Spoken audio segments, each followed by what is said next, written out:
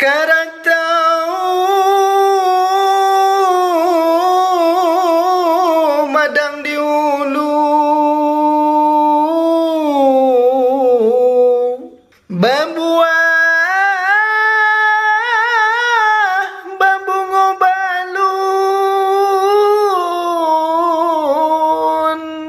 merantau bujang dahulu di kampung Banguno Balun. Merantau